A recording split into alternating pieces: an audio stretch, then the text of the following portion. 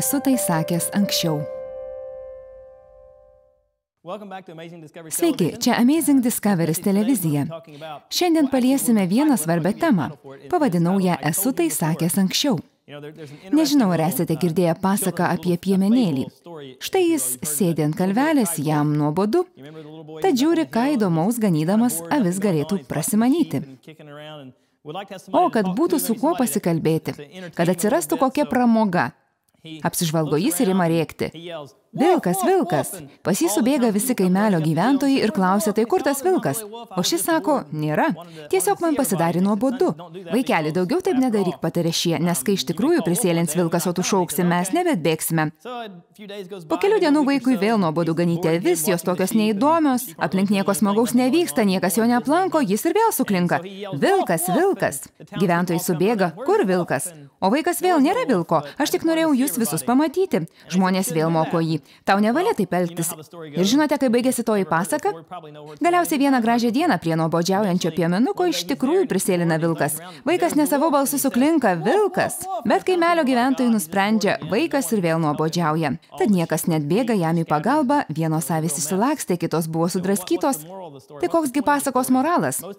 Autorius tikriausiai norėjo pasakyti, apgaudinėti kitų nevalia, nes kai sumanysi sakyti tiesą, niekas tavimi nebetikės. O aš manau, kad čia glūdi ir kita potekstė, kurios dažnai nepastebime.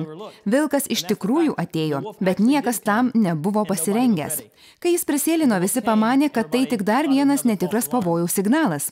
Įdomu tai, kad kalbėdami apie šio pasaulio istorijos pabaigą, žinome, kad viskas pasibaigs, kai Jėzus ateis antrą kartą. Ir iš tiesų aplink mus pilna šiuos įvykius liudijančių ženklų. Kai imame apie tai kalbėti, žmonės sako, jūs vėl šaukėte vilkas. Įdomu tai, kad Jėzus vieną gražią dieną tikrai sugrįš ir šis pasaulis pasibaigs. Procesas jau prasidėjo, bet daugelis tam visiškai nepasirengę. Taigi mūsų tema Esu tai sakęs anksčiau. Ar Evangelijoje pagal Joną 14:29 sakoma, ir dabar prieš įvykstant jums pasakiau, kad tirtėtumėte iš baimės, kai tai bus įvykę? Ne taip parašyta, kad kai tai įvyks, jūs tikėtumėte. Šiandien panagrinėsime keletą konkrečių ženklų, liudijančių apie antrąjį Jėzaus atėjimą. Atsiverskite 8 Evangelijos pagal Morkų skyrių. Skaitydamas Bibliją paprastai ieškau principų, nuolatinių atsikartojimų. Čia juk viskas užrašyta, kad žinotume. Kai skaitome Bibliją ir aptinkame kokį principą ar atsikartojimą, žiūrime, ko iš to galėtume pasimokyti. Taigi Morkaus 8 skyriuje skaitome labai įdomų pasakojimą.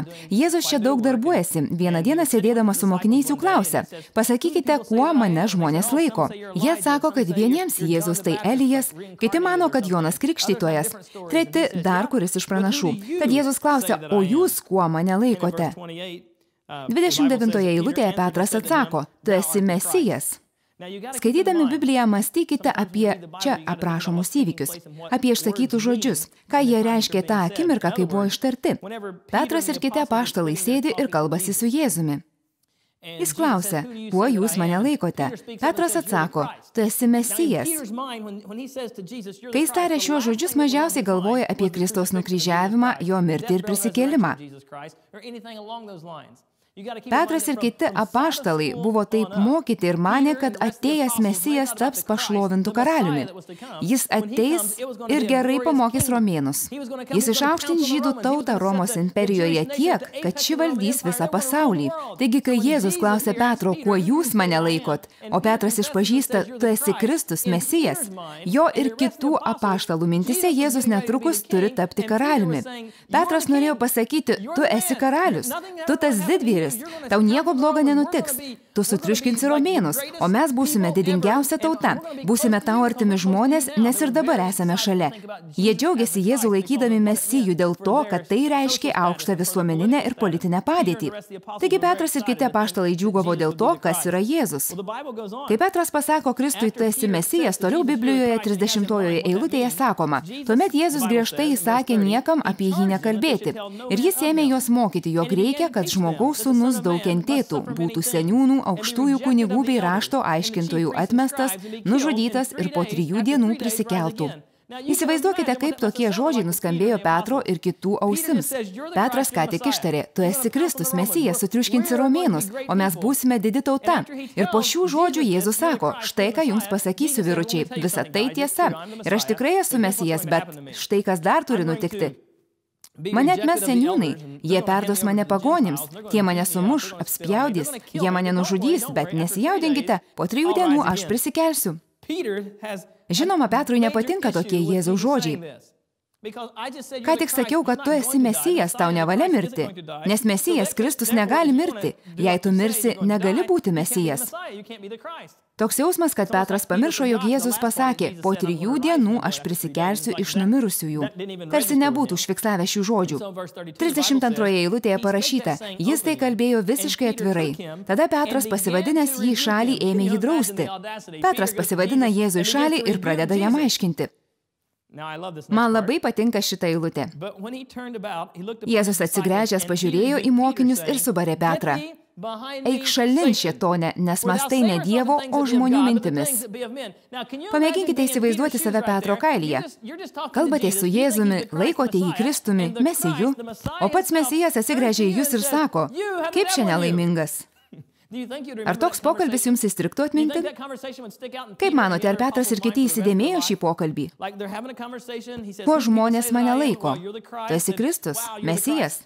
Tada Jėzus pradeda kalbėti apie nelabai malonius dalykus, tokius kaip sumušimas, kankinimas, nukryžiavimas ir prisikėlimas po 3 dienų. Petras atsisuka ir sako, tau taip nebus, tau taip negali nutikti. Įsivaizduokite save Petro vietoje. Jėzus atsisuka į jūs ir sako, tu šėtone, velnių priėdęs. Tokį pokalbį, ko gero, įsidėmėtumėte visam gyvenimui. Tarkim, kalbate su manimi. Pastoriau Filai, kaip sekasi? Neprastai, mano tarnavime vyksta ir tas. O jūs sakote, pastoriau Filai, nevalia, kad šitaip nutiktų. O aš atrėžiu, traukis į šalį šėtone. Jei mes geri bičiuliai, jūs ko gero pamanysite, nenoriu, kad pastorius Filas mane šitaip apriektų ir išvadintų šėtonu. Taigi kitą kartą pokalbiui pakrypus tą pačią linkmę, jūs tikriausiai stengtumėtės išsisukti. Nebekalbėkime apie tai. Nenoriu būti išvadintas kepšu. 8 Morkaus Evangelijos skyriuje Jėzus pavadina Petrą šėtonu. Pasižiūrėkime, kas nutinka Morkaus 9 skyriuje. 9:31. Mokydamas savo mokinius jis tvirtino, žmogaus sūnus bus atiduotas į žmonių rankas ir jie nužudys jį. Bet nužudytas jis po 3 dienų prisikels. Kaip manote, ar mokiniai prisiminė ankstesnį pokalbį tą pačią temą? Ta aprašyta 8 skyriuje. Manau taip, esu tikras. Žiūrėkime dar kartą. Žmogaus sūnus bus atiduotas į žmonių rankas ir jie nužudys jį, bet nužudytas jis po 3 dienų prisikels. Mokiniai galvoja, va jis ir vėl apie tai prakalbo. 32 eilutė. Mokiniai nesuprato tų žodžių, bet nedrįso jį klausti.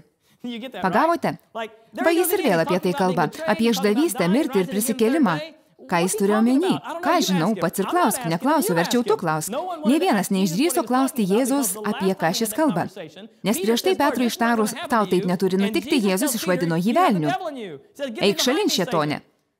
Mokiniai gerai įsidėmėjo aną pokalbį. 2 kartai. 2 skyriuose aprašomas panašus nutikimas. Jėzus sako, aš Kristus, Mesijas. Štai kas man bus. Mane atiduos pagonims, sumuš, nukryžiuos, bet po 3 dienų aš prisikelsiu. Akivaizdu, kad mokiniai prisimena ankstesnį pokalbį. Nes 9 skyriuje, kai jie nesupranta, apie ką Jėzus kalba, kaip jis gali būti Mesijas, o kalba apie savo mirtį, jie bijo klausti. Sako, paklausk jį. Ne, aš neklausiu, nesileisiu išvadinamas velniu. Jie prisimena ankstesnį pokalbį. Taigi Morkaus 8 skyriuje Jėzus nupasakoja, kaip viskas bus. 9 skyriuje jis kartoja tą patį. Pažiūrėkite, kas parašyta Morkaus 10 skyriuje.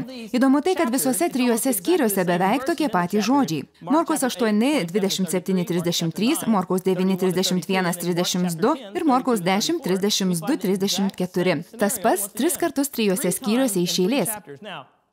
Jėzus nori, kad mokiniai įsidėmėtų, kas dedasi. Nori, kad įsidėmėtų tą pokalbį. Antraip, kam viską kartotų. Taigi Morkaus 10:32. Jiems pakeliaujant į Jeruzalę, Jėzus visėjo priekyje taip, kad mokiniai stebėjosi, o einantys iš paskos nerimavo. Vėl susišaukęs 12, ėmė jiems sakyti, kas jo laukia. Biblija sako, kad jis moko apie tai, kas jam turi nutikti. Kas čia rašoma? Štai keliaujame į Jeruzalę ir žmogaus sūnus bus išduotas aukštiesiems kunigams ir rašto aiškintojams. Jie pasmerks jį mirti ir atiduos pagonims, o tie išjuoks jį, apspjaudys, nuplaks ir nužudys. Bet po 3 dienų jis prisikels. 3 kartus 3 skyriuose Jėzus labai aiškiai, labai konkrečiai ir suprantamai pasakoja savo mokiniams, kas jam nutiks. Kam Jėzus visą tai pasakoja? Tam, kad sukeltų baimę? Jis pasakoja apie tai, kas dar tik nutiks, kad jie išsigastų, kad pamatę tai vykstant nebežinotų, ką daryti? Ne, Jėzus iš anksto apie tai pasakoja tam, kad mes nebijotume, kad neprarastume drąsos, kad matydami tai, kas vyksta, būtume padrąsinti. Pamėginkite įsivaizduoti, kaip viskas būtų buvę, jei mokiniai būtų įsiklausę Jėzaus žodžius. Dar atsiverskite Morkaus 14 skyrių. Jėzus paskutinį kartą primena, kas jam bus.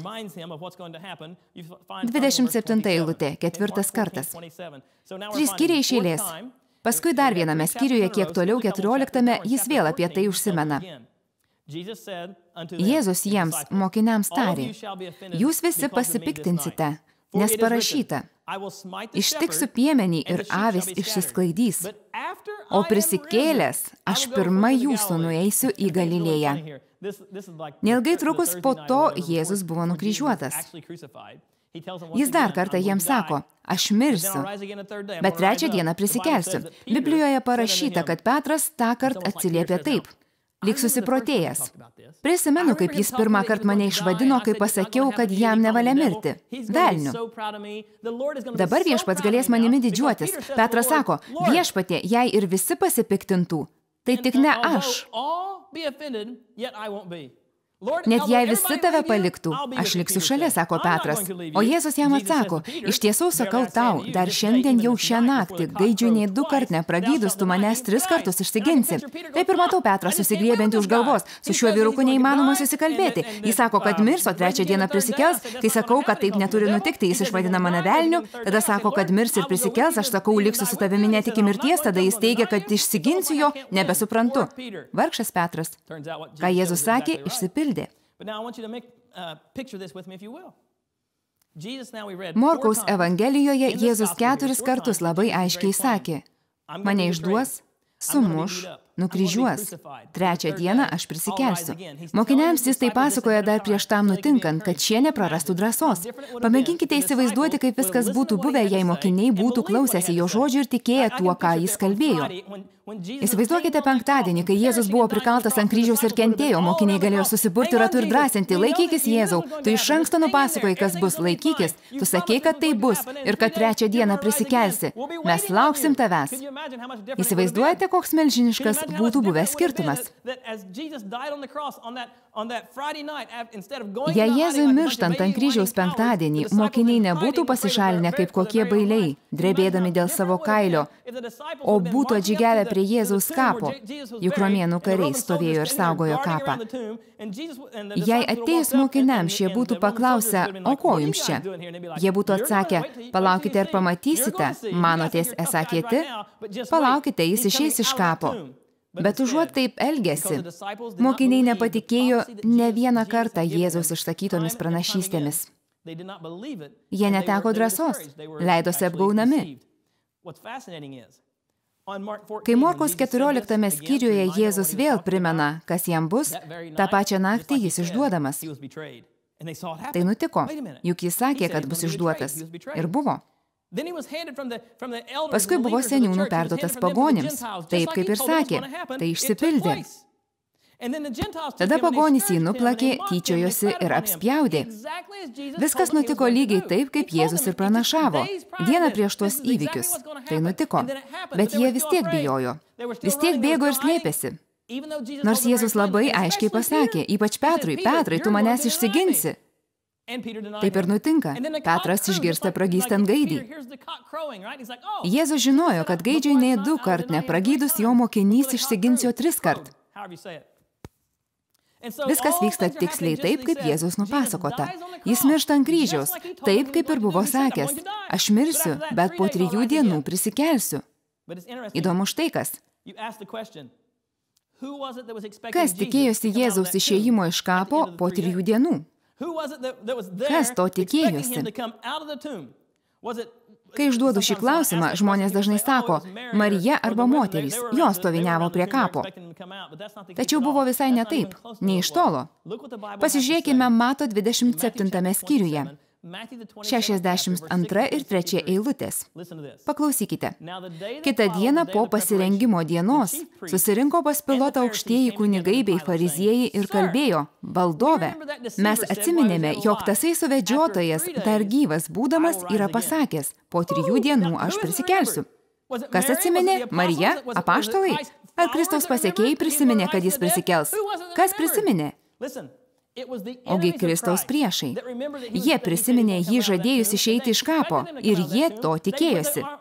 Todėl ir pastatė legioną romėnų karių, kad šis neižžengtų iš kapo. Paklausykite. Jėzus visiems kalbėjo apie tai, kas laukia ateityje, bet vienintelį į jo žodžius įsiklausė ir rengėsi tam ne jo pasekėjai, o priešai. Ne Jėzaus pasekėjai laukė jo pasirodant iš kapo. Jo priešai pasakė, atsimename, ką jis kalbėjo, pasiruoškime. Ar gali panašiai nutikti ir paskutinėmis dienomis? Prasidėjus paskutiniam žemės istorijos etapui, žvelgdami į tai, ką sako Biblija, derėtų pasimokyti. Žiūrėdami atgal matome, kad Jėzus savo mokiniams pasakė viską, kas turėjo nutikti, bet kai tai nutiko, jie neparodė drąsos.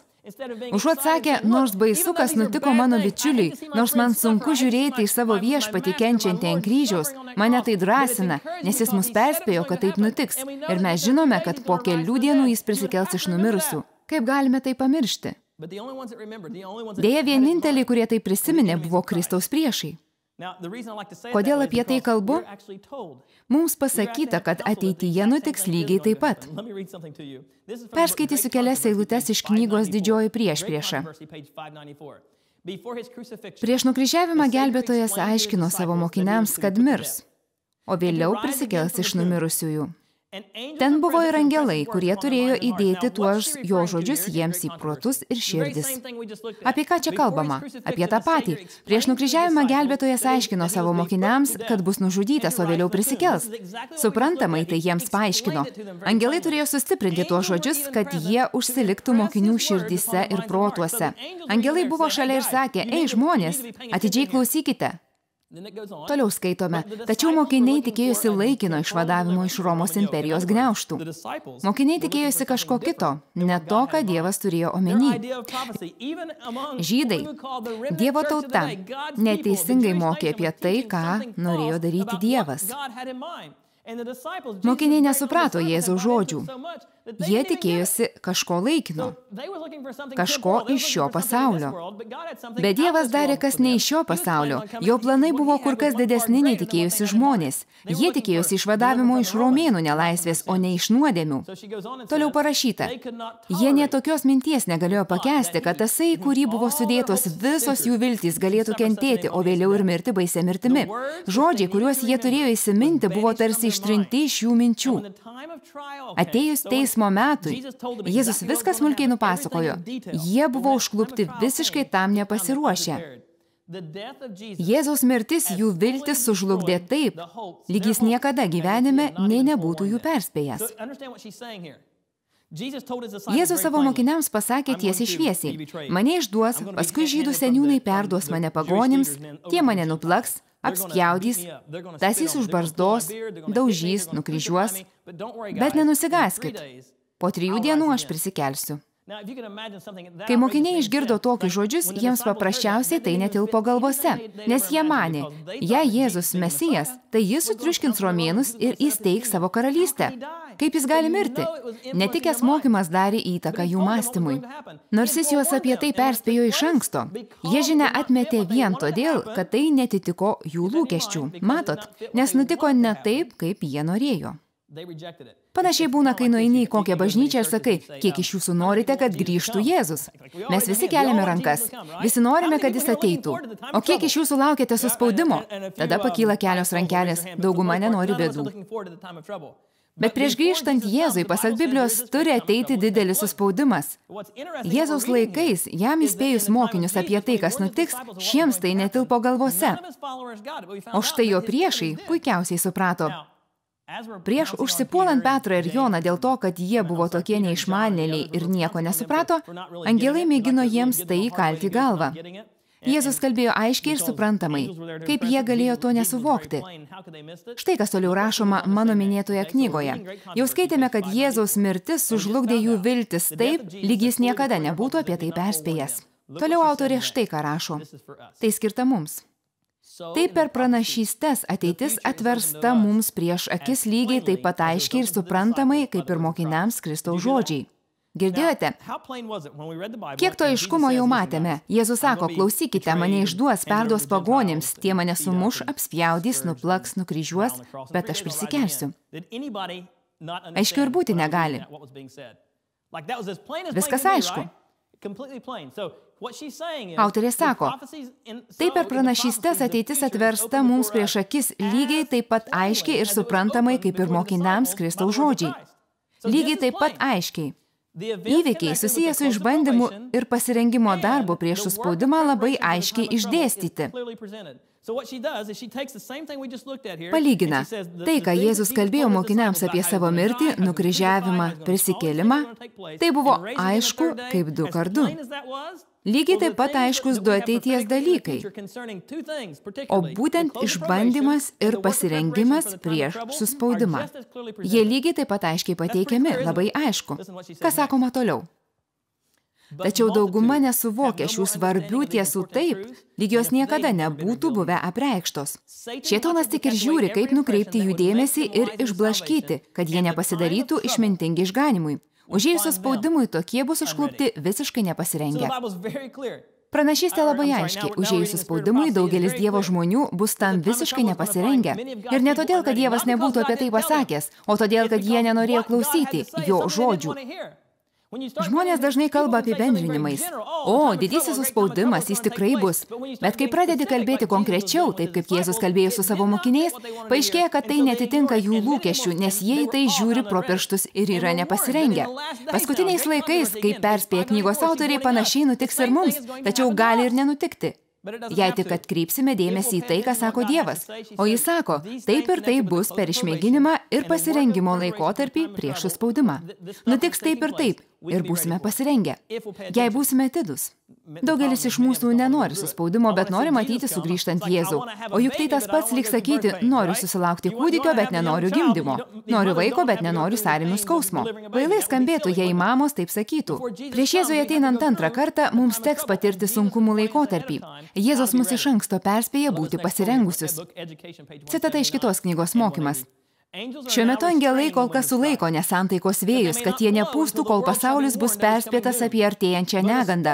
Tačiau audra jau telkės ir tuoj prapliups virš žemės. Audra telkės ir prasidės. Kai tik Dievas lieps savo angelams paleisti tuos vėjus, kils tokia kova, kurios aprašyti neįstengtų jokia plunksna. Mes perspėjame iš anksto. Prieš Jėzaus sugrįžimą bus kova, kataklizmai. Dievo žmonėms teks tai ištverti. Tačiau Biblija taip pat sako, ko ausis negirdėjo, ko akis neregėjo, ką žmogui į širdį neatėjo, tai Dievas paruošė jį mylintiems. Būsiu atviras. Mane dažnai kviečia į įvairius renginius.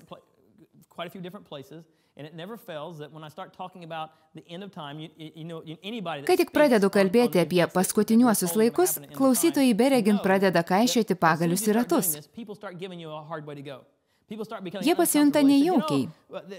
Ir dažnai girdžiu sakant štai ką. Tas pats per tą patį, nieko naujo neišgirdom. Dar jie sako, tu mus gąsdini, kodėl kurstai baimę? Mums nebūtina apie tai žinoti. Šitas atsakymas mano mėgstamiausias. Mums nebūtina apie tai žinoti. Mylime Jėzų ir to pakanka. Leiskite paklausti, ar mokiniai mylėjo Jėzų? Taip, žinoma. Tai kodėl Jėzus jiems kalbėjo apie ateities baisybės, jeigu jų meilės Jėzui pakako? Mums nebūtina apie tai žinoti. Mylime Jėzų ir to gana. Biblija tuos laikus dažnai lygina su Nojaus laikais. Ar buvo dalykų, kuriuos Nojus turėjo žinoti, kad būtų išgelbėtas? Tokių, kurių nebuvo būtina žinoti jo tėvui Lamechui. Arba jo seneliai. Metušelachas buvo jo prosenelis. Ne, leiskite prisiminti. Pirmiau buvo Henochas. Henochas buvo jo proprosenelis. Jis nemirė, buvo paimtas. Ar jam reikėjo žinoti, kaip pasistatyti laivą, norint būti išgelbėtam? Henochui, Nojaus proproseneliui, buvo būtina išmanyti apie laivų statybą. Ne, jam to nereikėjo. O kaip Henocho sūnui Metušelachui? Seniausias mirė žmogus, seniausių iš visų gyvenusių sūnus. Tas nemirė, o buvo perkeltas į dangų. Taigi jo sūnus Metušelachas seniausias žmogus iš gyvenusių. Nieko sau giminės medis.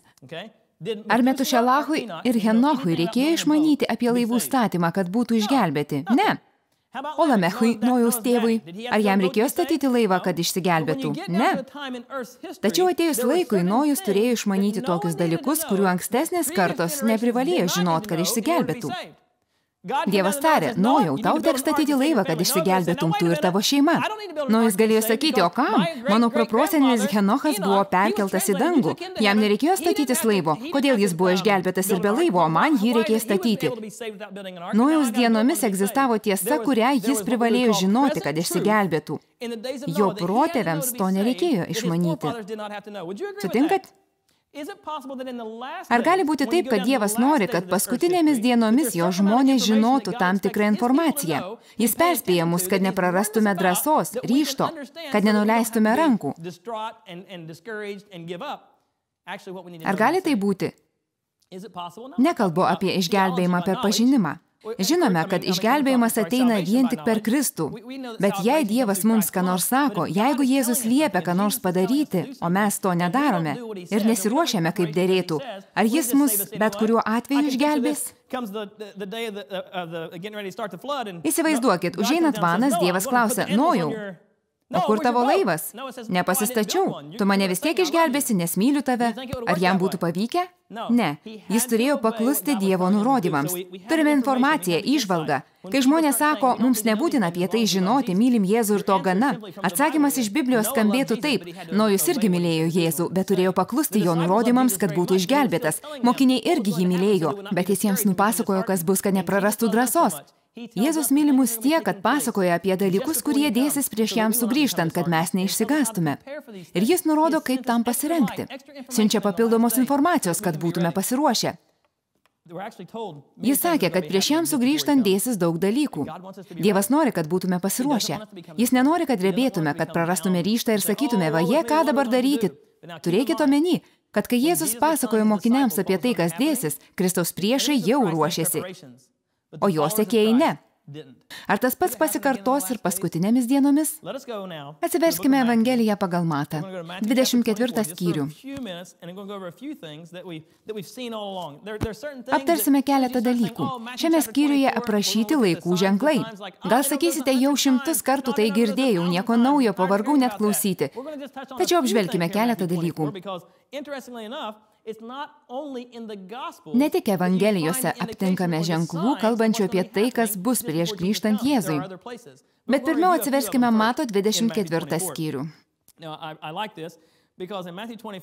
Dauguma žmonių nekreipia dėmesio į Jėzaus čia išsakytus žodžius. Atsimenu, kai tapau krikščionimi, skaičiau tai, klausiausi pamokslų iš šios skyriaus ir vis pasigirsdavo tokie patys argumentai. Žmonės dažniausiai sako, jau girdėjome apie tai 100 kartų. Tokie dalykai vyksta nuolatos. Karai, karų gandai, badas, maras, nelaimės. Tai vyksta nuo seno. Pasižiūrėkime, kągi sako Biblija, nuo 4 eilutės.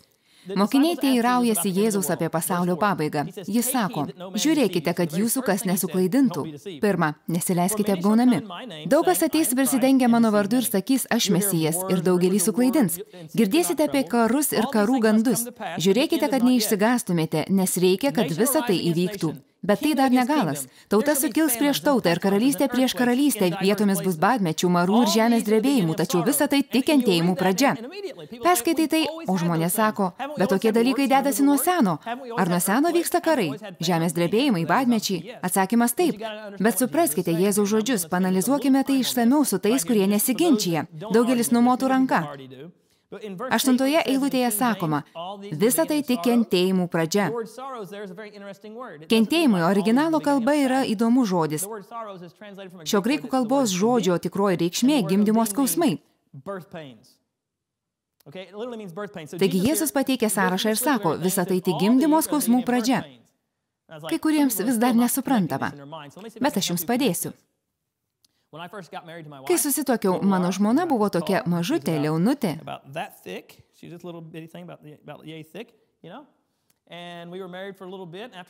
Po metų ji pradėjo keistis. Mano mažutė, liaunutė žmona ėmė storėti. Jos pilvas pradėjo pūstis, darėsi vis didesnis ir didesnis. Brangioji, sakau, tau kažkas darosi, kažkas ne taip. Matai ženklus, kad kažkas negerai. Tu pūtiesi, kasgi dedasi. Ir štai vieną gražią dieną, šeštadienį, šabo vakarą, po saulėlydžio ji išeina iš vonios ir sako, man nubėgo vandenys. Įdomu, ką tai galėtų reikšti. Dar vienas ženklas, ar ne? Aišku, iš karto supratau, ką jis reiškia. Ji laukėsi vaikelio. Mes už miesto sėdome į mašiną, nulėkėme į ligoninę, nes pats priimti gimdymo tikrai nenorėjau. Atvažiuojame į ligoninę, žmona apsirengė ligoninės drabužiais, ant pilvo jai prilipdo aibę plastikinių dalykėlių, nuo kurių laideliai eina prie aparatėlio kabančio ant sienos. Ekrane buvo rodomi duomenys, kaskart, kai žmonai užeidavo sąrėmis, linija šoktildavo aukštyn, paskui staigiai krisdavo žemyn. Tai buvo sąrėmiai. Užėjus sąrėmių linija šoktildavo, praėjus leisdavosi žemyn. Ir taip iki 3:30 ryto. Sąrėmiai dažnėjo, vaikelis ruošėsi gimti. Kodėl tai pasakoju? Jėzus sako, kad visi tie dalykai yra tik kentėjimų arba gimdymo skausmų pradžia. Pačioje nėštumo pradžioje ženklai buvo vos regimi. Kiek padidėjo pilvukas? Nėštumo pabaigoje jai buvo užėję vadinamieji netikrieji sąrėmiai. Tarsi prasideda sąrėmiai, tačiau jie nereguliarūs ir praeinantys. Galiausiai jai prasidėjo tikri sąrėmiai, nubėgo vandenys. Pasireiškė visi ženklai iš karto. Jie visi pasirodė vienu metu. Ir storas pilvas, ir sąrėmiai, ir vandenys, viskas iš karto. Paskui ligoninėje aparačiukas jau fiksavo labai dažnus ir intensyvius sąrėmius. Visi požymiai pasireiškė vienu metu. Intensyviai, dažnai ir galiausiai gimė vaikelis. Taigi, kai Jėzus mato 24 skyriuje kalba apie netikrus mesijus ir pranašus, karus, karų gandus, tautą sukylančią prieš kitą tautą, karalystę prieš karalystę, badą, marą, žmonės galėtų sakyti, bet tokie dalykai nuo seno kamuoja žemę. Tačiau Jėzus čia pabrėžė, kad visi šie ženklai bus tarsi sąrėmiai. Kai visi tie dalykai vyks vienu metu intensyviai ir dažnai. Kai pamatysite tai vykstant, sako Jėzus, žinokite, kad galas jau arti. Tai keičia visą supratimą. Ką šiandien matome pasaulyje? Kokiu dažniu ir su kokiu intensyvumu dedasi įvairiausi dalykai? Galvoje netelpa. O kiek žmonių bažnyčioje, kiek krikščionių sako, tokie dalykai nuo seno vyksta? Kai kurie broliai ir seserys nesuvokė įvykių svarbos. Karai ir karų gandai. 6 ir 7 eilutės. Girdėsite apie karus ir karų gandus. Žiūrėkite, kad neišsigastumėte, nes reikia, kad visa tai įvyktų. Bet tai dar negalas. Žinote, kas įdomu? Raudonojo kryžiaus organizacija tvirtina štai ką. Joks kitas žmonijos istorijos etapas nebuvo taip paženklintas karais kaip 20 amžius. Raudonojo kryžiaus duomenimis nuo 20 amžiaus pradžios per karus nužudyta daugiau kaip 100 milijonų žmonių. Tas skaičius didesnis nei visų kitų amžių karų aukų skaičius sudėjus kartu. Taigi žvelgėme į žmonijos istoriją, 20 amžių. Prieš tai per karus nežūdavo tiek žmonių. Taigi aukų skaičių šoktelėjo. Didelis intensyvumas. Per karus žūva daug žmonių. Anksčiau 10 000 aukų reikšdavo kruviną žiaurų mūšį. Reikėdavo daug pastangų. Šiandien tiek ir daugiau nužudyti gali vienu mygtuko paspaudimu. Tai vyksta šiame amžiuje. Dabar pakalbėkime apie badmečius. Mato 24:7. Badas. Ilgai apie tai nekalbėsiu, pasakysiu tik tai, kad badmetis artėja prie jūsų šalies. 2001 rugsėjo 11 duomenimis nuo bado tądien mirė 35 000 žmonių. Ir tai mūsų planetoje nutinka kiekvieną mielą dieną. Kiekvieną dieną tiek bado aukų. Pasaulinės sveikatos organizacijos duomenimis skaičiai kartais svyruoja nuo 35 iki 50 tūkstančių per dieną. Pasirinkau mažesnį skaičių. Ir tai mūsų pasaulyje vyksta kasdien. Jėzus pasakė, kad tokių dalykų daugės. Maras. Maras reiškia ligas, epidemijas. Paskaitykime. Užkrečiamos ligos nuo seno keldavo sveikatos sutrikimus ir lemdavo mirtį. Tačiau per pastarąjį 10-metį medicinos institutas pastebėjo didelį nerimą keliančių ženklų. Šoktelėjo naujų infekcinių ligų sukėlėjų skaičius. Pavyzdžiui, pradėjo plisti vakarų Nilo virusas, beždžionių raupai, hanta virusas. Atsinaujino kadaise išnaikintomis laikytos ligos, tokios kaip tymai, kiaulytė, kokliušas ir maliarija. Tai Brihamo ligoninės duomenys. Toliau sakoma, lytiniu keliu plintančios ligos ir tuberkuliozė, kadaise suvaldytos, šiandien vėl ima smarkiai plisti. Kiti nauji infekcinių ligų sukėlėjai ir ligos medicinos instituto duomenimis, tai būtų Ebola ir Marburgo virusai, sukeliantys hemoraginę karštinę, beždžionių raupai, vakarų Nilo virusas, paukščių gripas, sunkus ūminis respiracinis sindromas, kempinligė ir semlaiki miško virusas.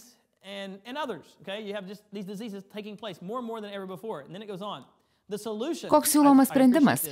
Tai paklausykite. Norint suvaldyti tokių ligų protrūkį ir plitimą, reikės globalaus bendradarbiavimo, adekvataus sveikatos apsaugai skiriamo finansavimo, sparčios komunikacijos ir keitimosi žiniomis bei informacija apie ligas, socialinių ir politinių įsipareigojimų, tvirtina medicinos institutas. Atsirado baisi bėda. Ligos, kurias manėme suvaldę, vėl kelia galvą ir smogia su didesnė jėga nei anksčiau. Vienintelis būdas tai suvaldyti vienas, bendras pasaulio valdymas, visų valdymas. Jums nieko neprimena? Nieko iš Biblijos? Biblija sako, kad paskutinėmis dienomis žmonės šauksis vieno valdymo. Vos prieš keletą metų paminėjus naująją pasaulio tvarką, tave palaikydavo kuoktelėjusių krikščionių, kalbančių visiškas nesąmones. Šiandien Amerikos ir kitų šalių prezidentai, žinių pranešėjai ir visi kiti apie tai kalba. Reikia vieno valdymo, naujos pasaulio tvarkos. Nieko sau. Tokių laikų kaip šie iki šiol nebuvo. Dar vienas ženklas – šaipūnai. Matas apie juos nekalba, tačiau apie juos parašyta antrajame Petro laiške. 3 skyrius, 3 ir 4 eilutės. Tai irgi vienas iš paskutiniųjų laikų ženklų. Štai kas bus, labai įdomu. 2 Petro, 3 ir 4 eilutės. Galbūt šį vakar į tai pažvelgsite naujomis akimis. Čia Biblija sako, pirmiausia turite žinoti, kad paskutinėmis dienomis, kada? Paskutinėmis dienomis. Kitaip tariant, Petro laikais to nebuvo. Pirmiausia, turite žinoti, kad pasirodys šaipūnai. Ar Petro dienomis aplink stigo besityčiojančių? Paskutinėmis dienomis pasirodys šaipūnai. Petrai, bet juk ir mūsų dienomis jų pakanka. Matot, šitie Petro minimi šaipūnai ne už bažnyčios ribų. Petro dienomis bažnyčioje šaipūnų tais klausimais nebuvo. Kai Petro laikais žmogus tapdavo krikščionimi, tai reikšdavo kur kas daugiau nei vien žuvytę ant automobilio prisiklijuoti ar kryžiuką ant veidrodėlio pasikabinti. Nes tapti krikščionimi Petro dienomis galėjo būti lemiamas sprendimas. Tapęs krikščionimi Petro dienomis galėjai netekti savo artimųjų, bičiulių, prestižo, visko. Taigi tais laikais šaipūnų bažnyčioje nebuvo. Petras sako, kad pasirodys šaipūnai bažnyčioje. Ir šiandien tokių bažnyčioje pilna. Paklausykite. Pasirodys šaipūnai kupini pajuokos ir kalbės. Kur jo pažadėtas atėjimas? Žmonės nesako, kad nieko negirdėjo apie jo atėjimą. Jie klausia, kur žadėtas atėjimas. Kitaip tariant, visą gyvenimą apie tai girdėjau. 7-osios dienos adventistų tapau 94-aisiais. Kartą apie 98-9 sakiau vieną mėgstamiausių pamokslų apie tai, kad Jėzus greitai grįš. Kalbėjau labai užsidegęs. Pamokslą sakiau 7-osios dienos adventistų bažnyčioje. Tuomet pakilo vienas vyrukas ir ėmė rėkti. Esu 4. kartos adventistas. Man jau iki gyvo kaulo įgrysto klausytis tų kalbų apie antrąjį Jėzaus atėjimą. Verčiau pakalbėkime apie tai, kas šiuo metu dedasi pasaulyje, kad galėtume jiems padėti. Panagrinėkime skurdo socialinius klausimus. Jis rėkė tiesiai man į veidą. Senelis ir prosenelis manė, kad Jėzus grįš jų dienomis. Taip ir pasakė. Šlovė Dievui. Tada labai susinervinau, bet paskui pradėjau mąstyti.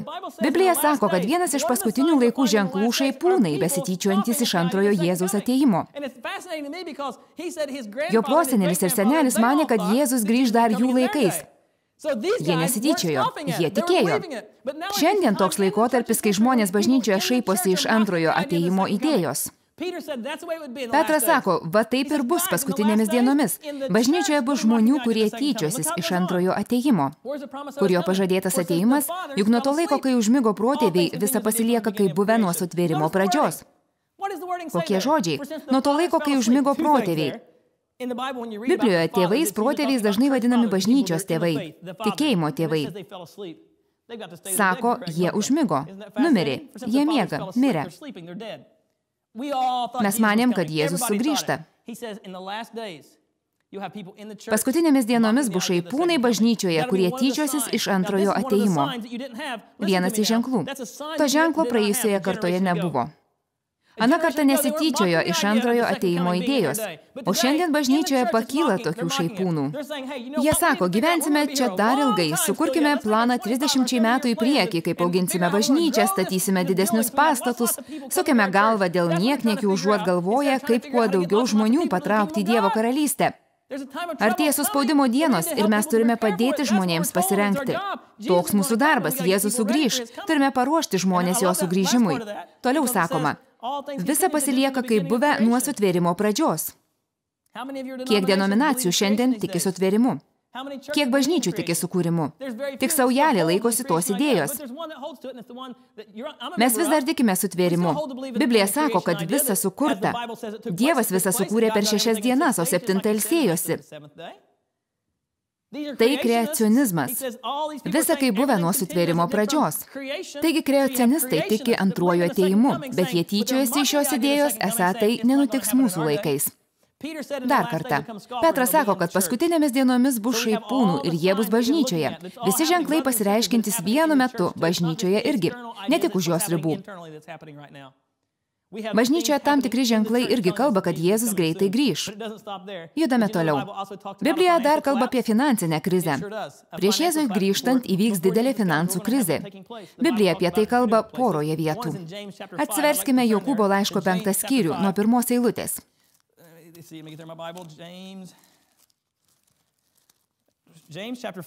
Nagi dabar jūs, turtuoliai, verkite ir raudokite dėl jūsų laukiančių negandų. Jūsų lobiai supuvę, jūsų drabužiai kandžių sukapoti. Jūsų auksas ir sidabras surūdijo, ir jų rūdis prieš jūs liudys ir ės jūsų kūnus kaip ugnis. Jūs tebekraunate turtus dienų pabaigoje. Jokūbas čia rašo apie tai, kas vyks paskutinėmis dienomis. Jie krauna turtus.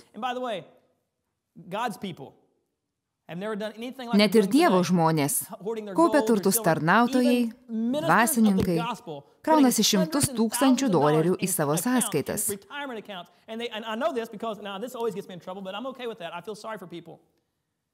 Žmonės kaip niekada anksčiau kaupia auksą, sidabrą, pinigus ir deda į sąskaitas. Sulaukia 50, dar vis pajėgus tarnauti, sukaupia daug Dievo išminties, Evangelijos tarnautojai pasitraukia į pensiją ir išvyksta gyventi į Floridą. Aplink pilnai pensiją išėjusių dvasininkų. O bažnyčiose kaip niekad stinga gerų tarnautojų. Jei tik toks jų tikslas, gal verčiau visai nebūtų tarnavę. Jūs tebekraunate turtus dienų pabaigoje. Štai šaukia jūsų laukus nuvaliusių darbininkų užmokestis, kurį jūs nusukote. Jo vėjų aimanos prasiskverbė į galybių viešpaties ausis, kareivijų viešpaties ausis. Jėzus ateis ir atpirks savo tautą. Mano tauta, Dievo tauta, kaupia turtus, bet jie virs nieku. Įsivaizduokit, ką tai reikš daugeliui žmonių. Dar kartą paskaitysiu. Jūsų lobiai supuvę, jūsų drabužiai kandžių sukapoti. Verkite ir raudokite. Jūsų auksas ir sidabras surūdijo ir jų rūdys prieš jūs liudys. Kodėl rūdys liudys prieš mus? Gal todėl, kad auksą leidome savo, o ne Dievo šloviai. Ir ės jūsų kūnus kaip ugnis. Jūs tebekraunate turtus dienų pabaigoje. Jokūbas aiškiai sako, kad jie krausis turtus paskutinėmis dienomis. Dabar atsiverskime Apreiškimo knygą. 18 skyrius nuo 8 eilutės. Jonas regi tai, kas dėsis paskutinėmis dienomis. Jis sako, todėl vieną dieną ją apniks negandos, mirtis, gedulas, badas, ir ji bus sudeginta ugnimi, nes galingas viešpats Dievas, kuris nuteisė ją. Babelės verks ir raudo žemės karaliai, kurie buvo su ja ištvirkavę bei lėbavę, kai pamatys jos gaisro dūmus. Jie stovi iš tolo ir jos kentėjimų išgąsdinti aimanuoja. Vargas, vargas, didysis mieste, per valandą įvyko tavo teismas. Jonas mato regėjimą apie tai, kas dėsis paskutiniais laikais. Pasakoja apie badą, gedulą, verksmą. Kodėl? Todėl, kad jų pinigai pavirto niekais. Pažiūrėkime į 11 eilutę. Ir žemės pirkliai verkia ir gedi jos, nes niekas jau nebepirks jų atplukdytų prekių. Aukso, sidabro, brangakmenių, perlų, švelnios drobės, purpuro, raudono audinio, jokios kvapios medienos, jokių dramblio kalo dirbinių, jokių brangmedžio, rakandų bei vario, geležies, marmuro, cinamono, amomo, kvepalų, miro, smilkalų, vyno, aliejų, miltų, kviečių, galvijų, avių, arklių, vežėčių, vergų ir žmonių sielų. Vaisiai, kurių taip geidė tavo siela, nutolo nuo tavęs. Visoks puošnumas ir spindesys tau pražuvo ir niekas jų nesuieškos. Tų daiktų pirkliai iš jo pralobės stovės iš tolo išsigandę jos kentėjimų, verks ir gedės. Vargas didžiajam miestui, vilkėjusiam ploniausią drobę, purpuru, raudonų drabužių, išsipuošusiam auksu, brangakmeniais ir perlais. Čia sakoma, kad paskutiniais laikais žmonės verks ir raudos todėl, kad jų pinigai neteks vertės. Vaizdas, kurį matė Jonas, labai įdomus. Biblija pateikia visą sąrašą. Žemės pirkliai verkia, kad iš jų nieko nebeperka. Paskui rašoma auksas, sidabras, brangieji akmenys, perlai, drobė. Kaip Jonui visą tai buvo parodyta? Regėjime. Jonas matė visus tuos dalykus. Ir viskas šuniui ant uodegos. Nieko verta, nieks nieko nebeperka. Tarsi Jonas būtų matęs Wall Streeto žurnalo viršelį ar ką nors tokio. Auksas 0, sidabras 0, aliejus 0, netekę vertės. Jonas mato tai ir žmonės, kurie dėl to rauda. Šiandien tokie dalykai vyksta, bet mes dažnai galvojam, ekonomika dar atsigaus. Broliai ir seserys, mums aiškiai sakoma, kad paskutinėmis dienomis, pasak Biblijos, pinigai neteks vertės. Niekas nebepirks ir nebeparduos. Noriu parodyti jums kai ką, kas jūs padrąsins. Kaip tai mane padrąsins? Paklausite. To jau parodysiu. Ar žinojot, kad Jungtinių valstijų nacionalinė skola 20 amžiaus pradžioje buvo... Kalbu apie Ameriką todėl, kad dauguma valiutų susieto su doleriu. Daugelis liko priklausomi nuo dolerių. Be to, tai antrasis žvėris iš Apreiškimo 13 skyriaus. 1900-aisiais nacionalinė skola buvo 1,2 milijardo dolerių. Ja būtume galėję išmokėti kiekvienas sumokėjęs po $16. Galėčiau sumokėti ne tik už save, bet ir už artimą, jei reiktų. 50-aisiais nacionalinė skola jau buvo $256 milijardai. $1,700 kiekvienam. Man jau sunkokai įkandama suma. 85-aisiais 1,8 trilijono. Būtų po 7,000 kiekvienam gyventojui. 94. 4,6 trilijono. Čia jau ne juokas, žmonės pradėjo kalbėti apie deficito mažinimą. Po $17,800 kiekvienam nacionaliniai skolai padengti. Prieiname 2003. Ar jūs pasirengę? 6,8 trilijono. Jungtinių valstijų nacionalinė skola staigiai šokteli. Po 23 tūkstančius kiekvienam. Prieiname 2012-uosius. 15 trilijonų 342 milijardai 456 milijonai 436 doleriai ir 55 centai. Po 49 tūkstančius kiekvienam gyventojui. Po 135 tūkstančius dolerių kiekvienam mokesčių mokėtojui, norint išmokėti nacionalinę skolą. Lengvai iš tokios klampynės neišlipsime. Kartais manome, kad tokiais skaičiais, trilijonais, svaidosi tik politikai. Kiek yra tas trilijonas? Tarkime, duodu žmonai milijoną dolerių ir sakau, brangioji, nenoriu tavęs akise matyti, kol neišleisi to milijono. Jei žmona išleidžia po $1 per sekundę, man prieš akis išdygsta jau po 12 dienų. Duodu milijoną, po $1 per sekundę ir po 12 dienų pinigų nėra. Mieloji, puikiai atrodai, sakau, už tą milijoną neprastai pasigražinai, bet noriu, kad vėl dingtumei man iš akių. Štai tau $1 milijardų. Nesirodyk akise, kol visko neišleisi. Leisdama po $1 per sekundę, ji grįžtų tik po 31 metų. Ir štai grįžta po 31 metų išleidusi $1 milijardą po $1 per sekundę. Atrodo pasenusi. Mieloji, nekaip atrodai, žinai ką, nenoriu tavęs matyti dar daug metų, šią tau $1 trilijoną. Nesirodyk, kol visų neišleisi. Jei leistų po $1 per sekundę, savo žmonos nematyčiau 31 688 metus. 1 milijardas per 31 metus. Matot, koks skirtumas tarp milijardo ir trilijono? Milžiniškas, ar ne? Mūsų šalies įsiskolinimas šiuo metu 15 trilijonų. Nuo 2003 vis didesnė skola. Iš mokesčių mokėtojų valstybė gauna 3 trilijonus, o išleidžia 4,5. Ar ilgai šitai gali tęstis? Prisimenant didžiasias 2008 ekonomikos problemas, baisi bėda. Turime ką nors daryti. Žinoma, vėliau viską lyg ir išsprendė vadinamieji stimulo paketai. Bet kas nutiko iš tikrųjų? Tarkime, mūsų šeima mudu su žmona skęstume skolose. Neįstengtume išsimokėti nei už būstą, nei už automobilį. Kiekvieną mėnesį sumokame įnašą, tačiau $300 lieka nesumokėti. Tarkime taip kiekvieną mėnesį. Ir šitaip tęstis negali. Ką daryti? Eikime į banką ir paprašykim, kad mums paskolintų pinigų. Einu į banką. Ar galiu pasiskolinti? Prašom. Tarkim, man duoda $20 000. Ir kiekvieną mėnesį, negalėdami primokėti tų $300 ar $200, juos imame iš tų pasiskolintų pinigų. Gal su galu pagaliau sueina, kol tie pinigai pasibaigia. Ir man vėl pritrūksta. Viską jau išleidau, ką daryti, dabar teks mokėti dar daugiau, nes yra skola tam bankui. Nueinu į banką ir sakau, ar galiu pasiskolinti dar $20 000? Deja, sako man, jau viršijote savo galimybės. Kaip tik panašiai mano supratimu nutiko ir 8-aisiais. Atleiskite, bet jūs jau viršijote savo galimybės. Brangioji, ką daryti, nebeturime pinigų. Jis sako, ko tu nervinės, turime spausdintuvą. Prisispausdinkime savo pinigų. Tikrai, kaip nepagalvojau. Taigi pasiimu pluoštą balto popieriaus ir pradedu spausdinti savo $. Apkerpu truputį paglamžau, kad atrodytų tikresni. Einu į parduotuves, perku, viskas nuostabu, turiu pinigų, bėda išspręsta.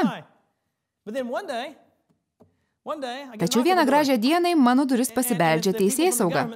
Tai padirbinėjai pinigus? Įkliuvai balandėlį. Viskas baigta. Kaip tik tai 8-aisiais metais mūsų valdžia ir padarė. Pradėjo spausdinti pinigus.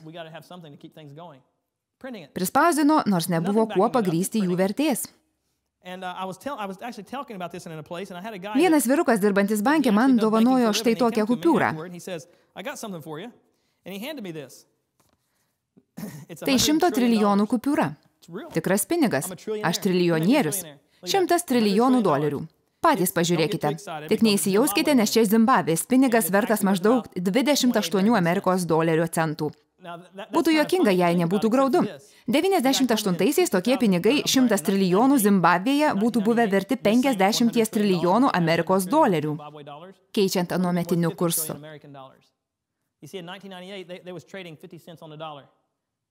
Norite sužinoti, kas nutiko Zimbabvėje? Vyko karai. Teko už daug ką mokėti, susikaupė didžiulė nacionalinė skola. Baigėsi pinigai, tai jie pradėjo juos spausdinti.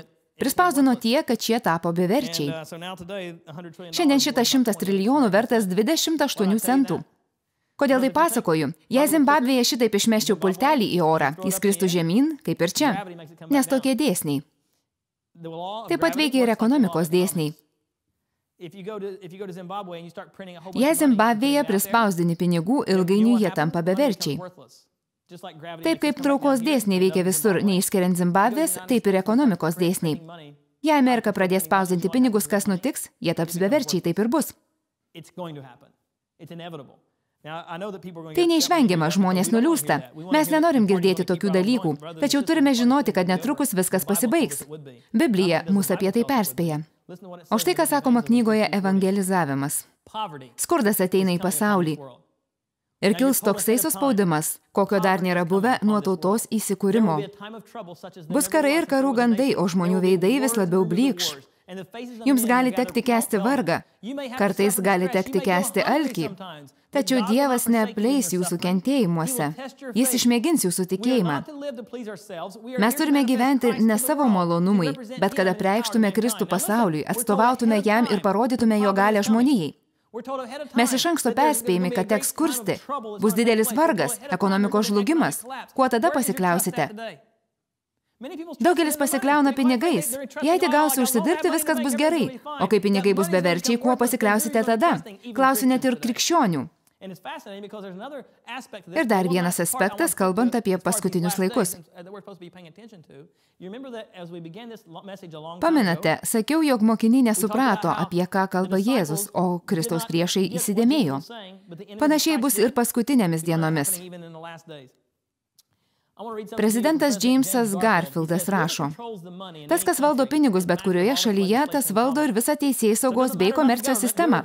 Kokia vyriausybė nesvarbu, kieno rankose pinigai, tas ją valdo.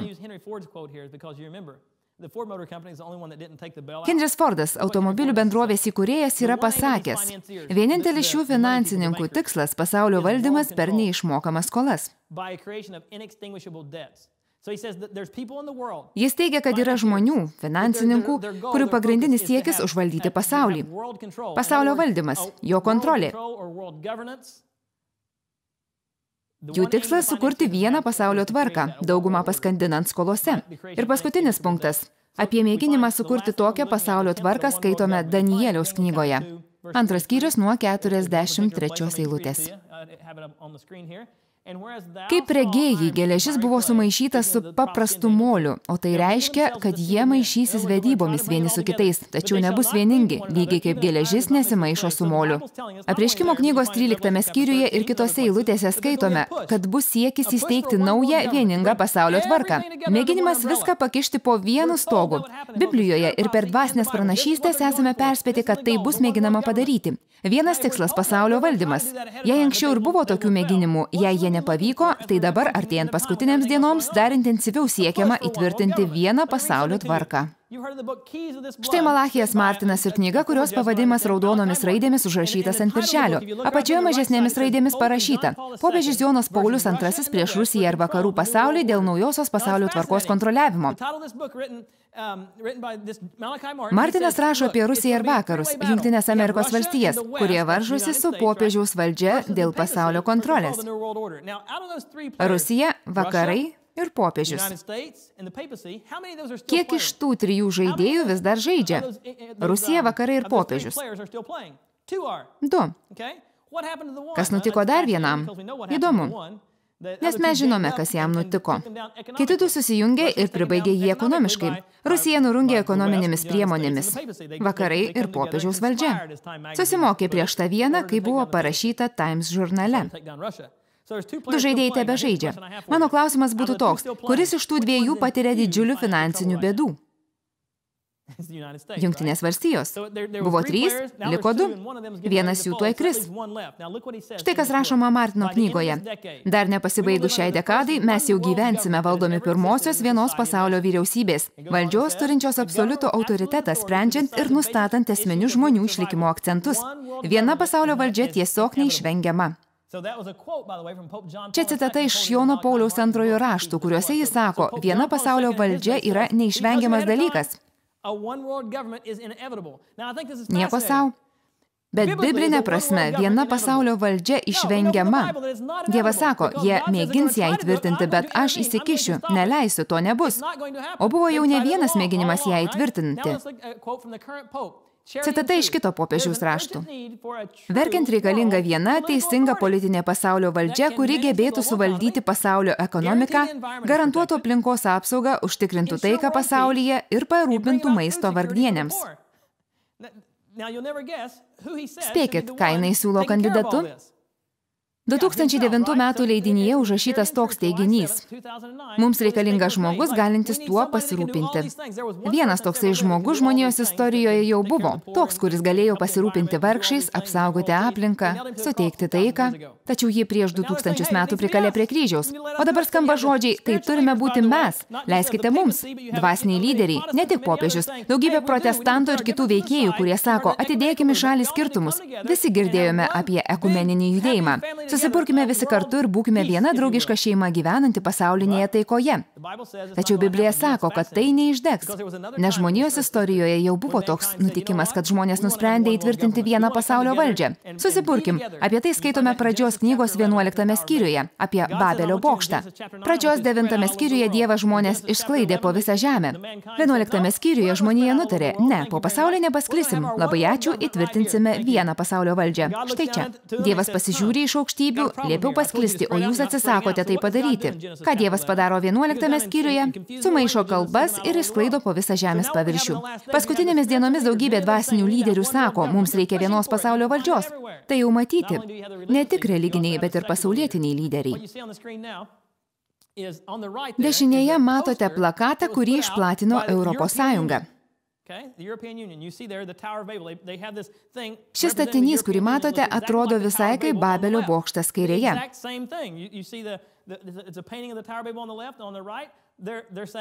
Sako, mes norime turėti vieną pasaulio valdžią. Europos Sąjunga tvirtina esanti sekuliari. Ką sekuliari valdžia daro su Babelio bokštu? Plakate dešinėje pusėje pastebėsite kraną Babelio bokšto viduje. Ką tai sako? Mes užbaigsime statyti tai, ką Dievas uždraudė. Šiame plakate labai daug simbolių. Sekuliaristai pasitelkia simbolius. Plakate parašyta daug kalbų, vienas balsas. Pasityčiojimas iš Dievo. Pradžios 11 skyriuje Dievas sumaišo kalbas ir išsklaido žmonės po žemę. O jie sako, mes vėl visus subursim. Visų žmonių galvos kvadratinės, tik vaiko ne. Kairėje vaizduojama moteris laikanti kūdikį. Vaiko galva apvali, visų kitų kvadratinės. Kitaip tariant, vaikas užaugs, bus atitinkamai išauklėtas ir jo galva pasidarys kvadratinė. Čia pilna simbolių, bet noriu atkreipti jūsų dėmesį į vieną. Virš bokšto apverstos žvaigždės. Kokia šio simbolio reikšmė? Satanizmas.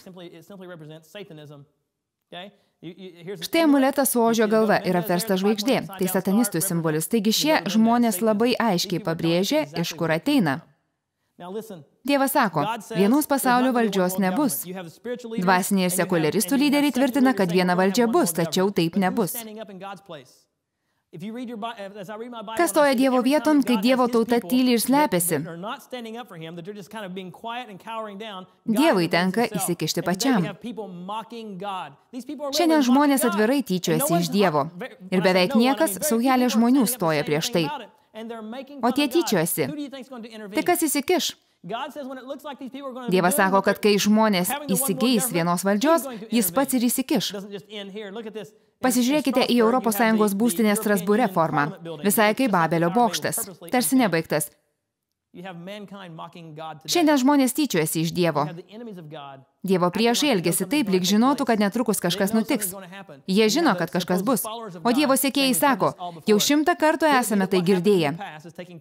Viešpats sako, kad tų karalių dienomis, kai visa tai nutiks, Danieliaus 2:43, geležis buvo sumaišytas su paprastu moliu, o tai reiškia, kad jie maišysis vedybomis vieni su kitais, tačiau nebus vieningi, lygiai kaip geležis nesimaišo su moliu. Toliau, o anų karalių dienomis. Kokių karalių? Tų, kurie sieks vienos pasaulio valdžios. Dievas įtvirtins savo karalystę, kuri niekada nebus sunaikinta. Ši karalystė nebus perduota kitai tautai. Jis sutrupins į šipulius visas senas karalystės ir padarys joms galo, o pati tvers amžinai. Kalbu apie tai, kas šiandien dedasi pasaulyje. Pasaulio ekonomika šlubuoja, karai, badmečiai, žemės drebėjimai, vienos pasaulio valdžios idėjos propagavimas. Dievo tai nestebina. Apie tai jis perspėjo mus iš anksto, kad neišsigąstume, bet kad būtume sustiprinti.